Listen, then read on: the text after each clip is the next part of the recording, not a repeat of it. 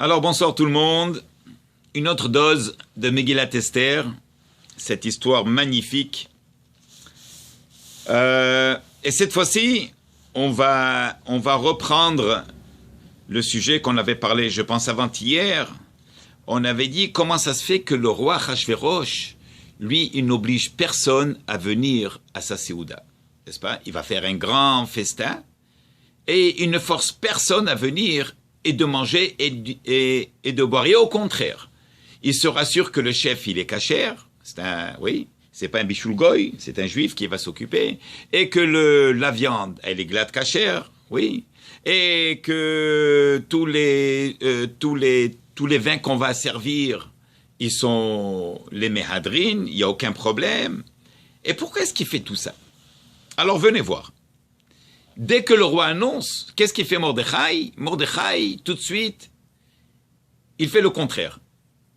Il envoie des messagers dans toutes les synagogues et il leur dit Rabotai, Mordechai, lui, il dit, il faut absolument pas assister à cette fête.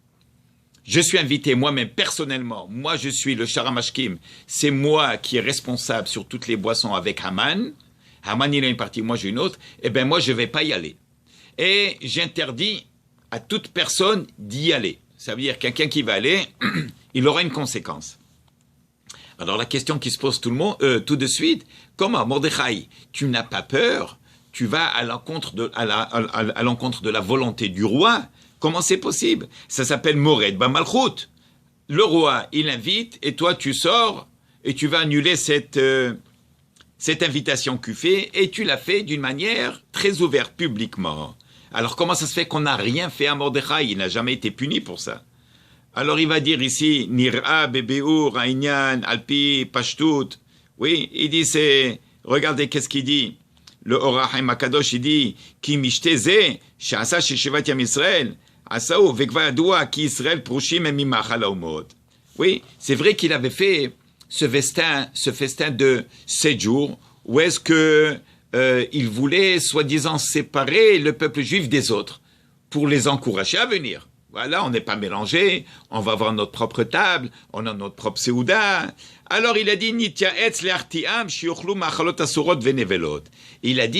il a pris conseil de plusieurs personnes, comment faire tomber le peuple juif dans cette faute et de venir avec l'intention de manger du kasher et de tomber dans les interdictions de boire et de manger tout ce qui n'est pas kasher. Mais il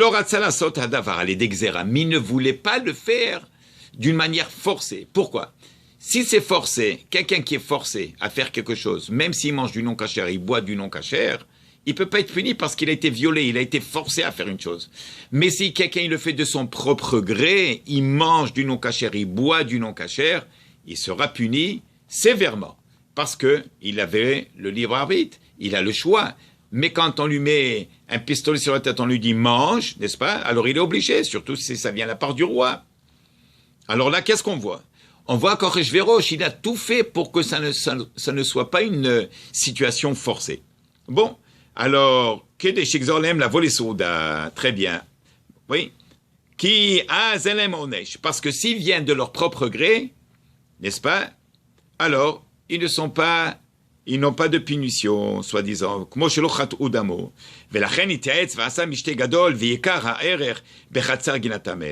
Très bien. Maintenant, du moment où est-ce qu'on annonce que le repas va être kasher, ils viennent d'eux-mêmes. Ça veut dire qu'ils ne sont pas forcés. Et si on leur glisse quelque chose de non kasher en passant, ils vont fauter. Alors maintenant, ils sont venus de leur propre gré, ils vont être punis. C'est ce qu'ils voulaient faire à Achashverosh. Ve'en lecha ones gadol mize upturim hem al kol ma sheochlu vishtu ken hamelech machiach, comme il dit le Midrash, le roi ne force personne, et c'est ce qu'il voulait, il voulait arriver à ça. Bon, si c'est comme ça, on voit dans le Midrash de Abar Gurion, Perek Dalet, Shiatz Haman la Achashverosh, Shelo Yishum Ones. Haman, il a insisté, il a dit, s'il te plaît, il parle au roi Achashverosh, il dit, regarde, ne les force pas, il faut les avoir qui viennent de leur propre gré, pour comme ça ils vont être punis. Si on les force, ça vient de la part de Haman. Bon, ובזה מובן היטב שלא עשו כלום למרדכי על מחמתו מכמה טעמים. De là maintenant, on va passer à Mordechai. Pourquoi Mordechai n'a pas été puni? Parce qu'il parlait contre la volonté du roi. Hein? Oui. Alors, premièrement, première raison. Si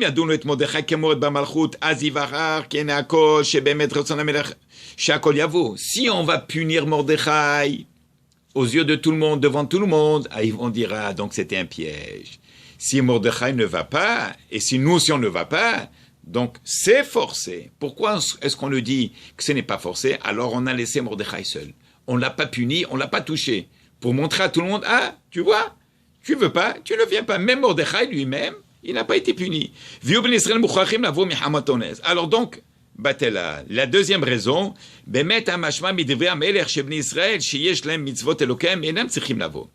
on voit que le roi, il te donne la possibilité de dire, regarde, si tu es juif et tu vas suivre ta religion, tu n'es pas obligé de venir. La preuve, j'ai pas puni Mordechai, comme qu'on a dit, la première raison. Donc, si tu es juif, tu n'es pas obligé. Si tu veux venir, Baruch haba, tout est cachère, c'est bien. Veshapir utar Mordechai lachriz. Oui. La troisième raison, chez Mitzad Echad Nena Achashverosh Machazat Mordechai. Il dit le Midrash, au contraire, Achashverosh, ça lui a fait un grand plaisir d'entendre que Mordechai se révolte contre lui. Pourquoi? Qu'est-ce qu'il gagne de tout ça?